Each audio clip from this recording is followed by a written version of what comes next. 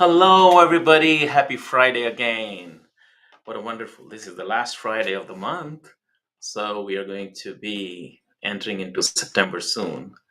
And September second week is very important for me because uh, in September we have a healthcare startup conference. TICON is coming up. It's on it's on September 7th and 8th. It's in Tampa Bay.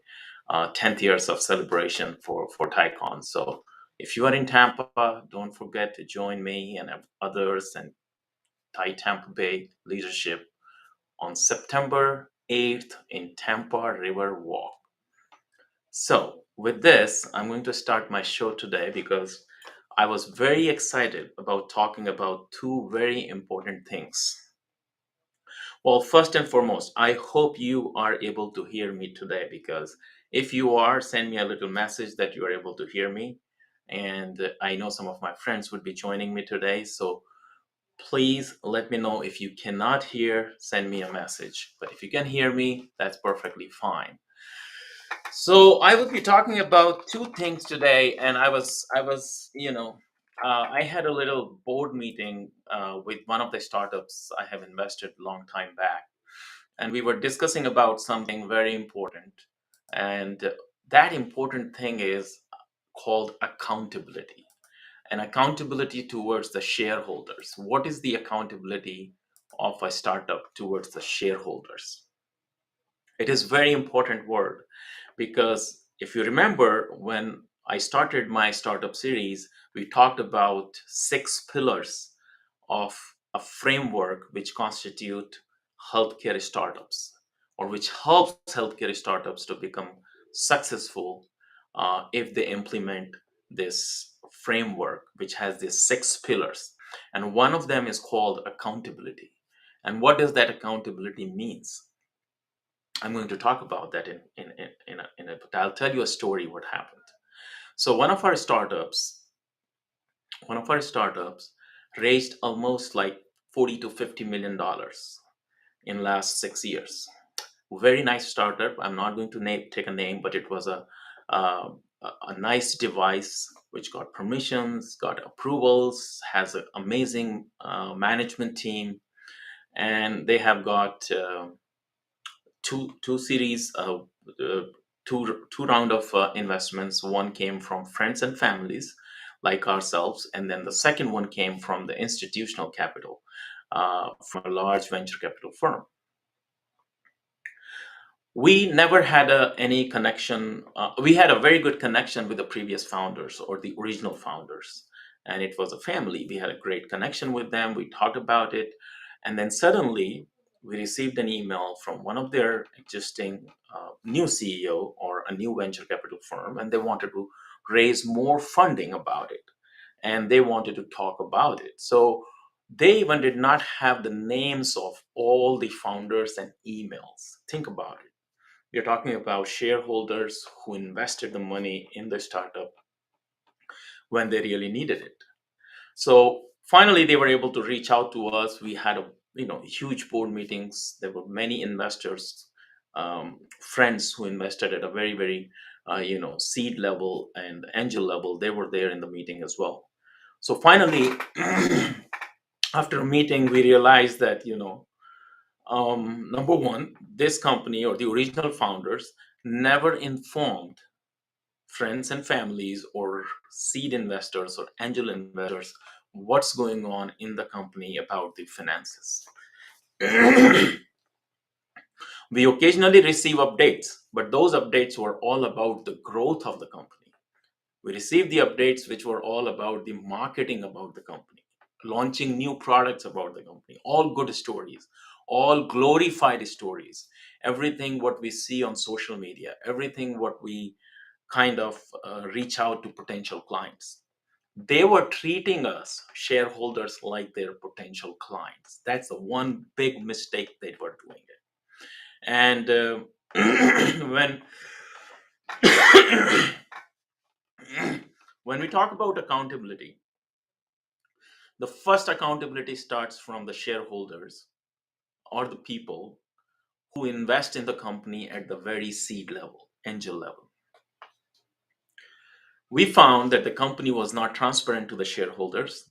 They became transparent when the institutional capital came in. And whatever the transparency institutional venture fund who invested into, they started sharing only when we started asking about it. So think about it. Now, this is startup where they are going to lead and what they are going to do if they are going to start something else in future. Think about the original founders, think about the new founders, think about the new venture capital company. Who's going to trust them again? I have a similar story, and there is a word in English dictionary. It is called gratitude. So you remember what I was talking about in this session, that there is one word which can literally transform your startup ideas and your entrepreneurship and your personal life if you have this guaranteed tip in your life, and the word is called gratitude. And I'll give you an example what happened about it. There's another story. So we had another startup in which I personally invested about 6 7 years ago, and it was I was the first one to write the first check for the startup. Now this guy who was a founder of the startup in last 6 year probably have spoken to me 6 or 7 times only, but he was very consistent in sending us the updates about his company, and his updates was pros, cons, good, bad, everything. Initially for a couple of years it was not a very good not very promising startup, so we were not aware that what is going on with them. So when this was happening, uh, when they came to us, uh, we initially, we were looking at the updates, and we were not questioning anything. We were a small group of investors, and I thought this company is doing great because we had a trust and faith in their idea. Now, this guy, over a period of time, 4 years passed by. We saw their social media updates. He always makes sure that he calls me once a year and he gives me, due thanks, recognition, talks to me about it. So the second year, when he was going through a small bridge round, and by that time we had a small fund which we started. So I asked him, I still have some pro rata shares personally. Can I exchange it with and invest a little bit more in this bridge round? And and guess what? Just because this gratitude, this guy told me, well, I'm not sure, without talking to my legal team we can do that, but personally, because I owe you, you were my first investor, I'm going to do my best and see how we can fit a funding from your fund. We were like, they finally agreed to allow our fund to invest into the bridge round. And in next 3 years, we just last year we had a reasonably good exit. Personally, I got a very good exit, 6x on that investment, and our fund got 3x on that investment. And the whole thing was just with one word, that the feeling of being into uh, when somebody is indebted, because he felt so much gratitude because of that one thing, um, that always stays in his mind.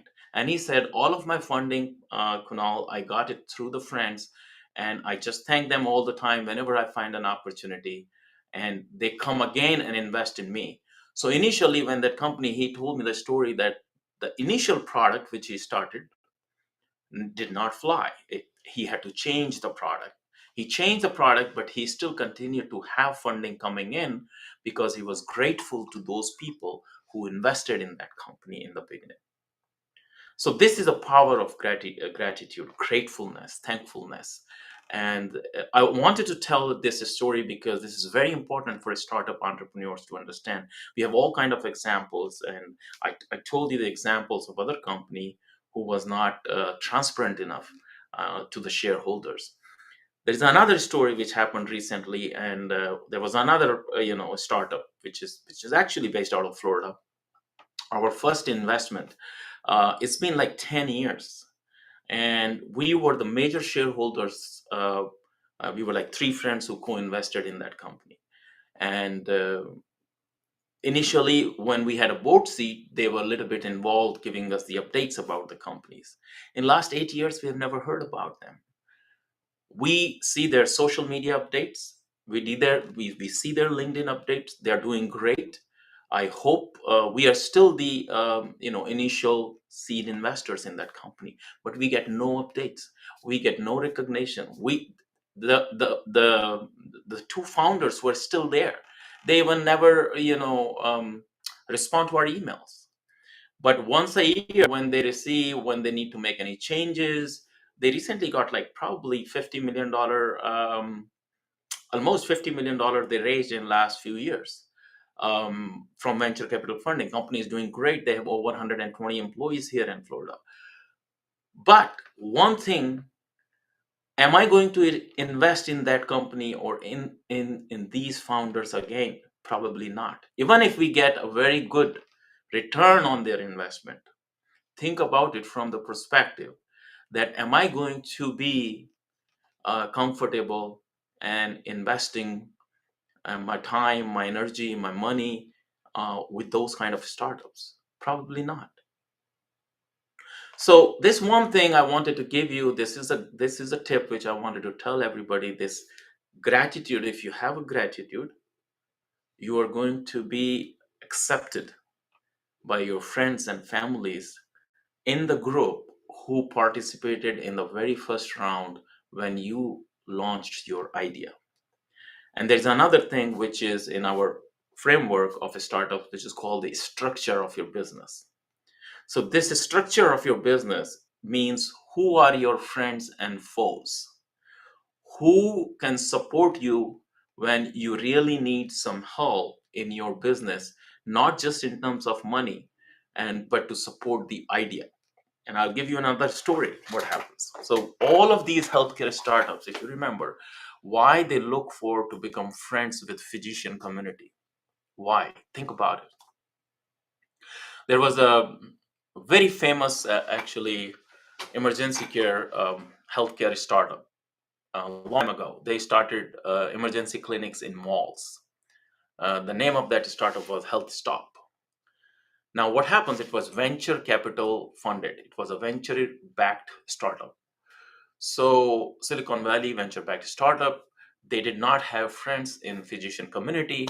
So some physicians or groups or investing group physicians, they thought that their own walk-in clinic model will will come under threat, because if this health stop comes into the mall and people start just walking in, they lobbied against that whole venture. And same industry, similar industry, they become their foes. And guess what happens? Within few months, they started bad mouthing about them. They were not liking the walk-in clinics, which were run by nurses and registered nurses, and uh, the whole venture was backed by the venture capital firm. In last 3 4 years, you must have seen all of these, a lot of these new emergency clinic and walk-in clinics have cropped up. And all of that idea came from, they started now partnering with physician groups, or they started inviting physicians as investors into the company. So these two things are very important for a startup perspective. One is the accountability, when we talked about. The second is the structure. And structure determines who are your friends and who are your foes.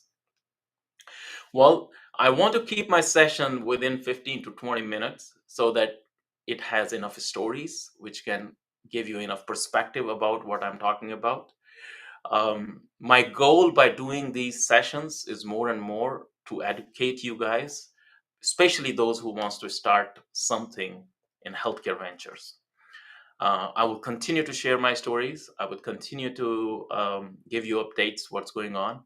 But believe me, this one feeling of gratitude, thankfulness, indebtedness will go a long way. So I hope that you guys will continue that. Have a wonderful Friday. I'm going to see you in Taikon September 8th. And with this, I'm going to see you next Friday at noon. Do attend my sessions. Thank you very much. Have a great Friday.